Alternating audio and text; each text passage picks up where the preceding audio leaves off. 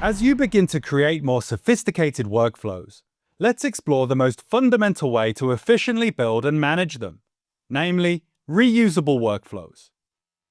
Reusable workflows allow you to consolidate multiple steps into a single action so you can use them again and again wherever you need. You can build a reusable workflow from scratch by selecting this trigger.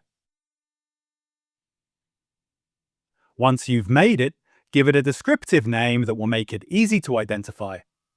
Save it and set it live.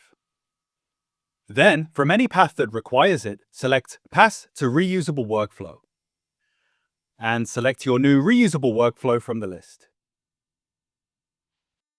It's also really easy to create reusable workflows from sections of your existing workflows, breaking them down to make them more modular and manageable. In this workflow, this path contains a series of steps to track a delivery. Let's duplicate that process into a reusable workflow so that we can use it elsewhere. In the top right corner of the visual builder, select More, then Duplicate. And from the list, Reusable Workflow. Delete the elements you don't need. Choose a memorable, descriptive name. Hit Save and set it live.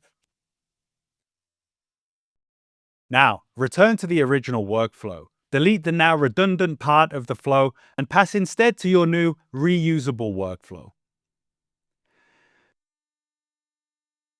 If you do the same for any workflow that may appear in more than one place, you've taken a large step in making your workflows more manageable and efficient overall. To edit a reusable workflow, hover over the action and select its name to view it in the visual builder, where you can make changes that will be reflected everywhere it's used. And select the trigger of the reusable workflow to see a clickable list of all the workflows that pass to it. Remember, always build workflows with reusable workflows in mind to save time and effort and make managing your content far more efficient.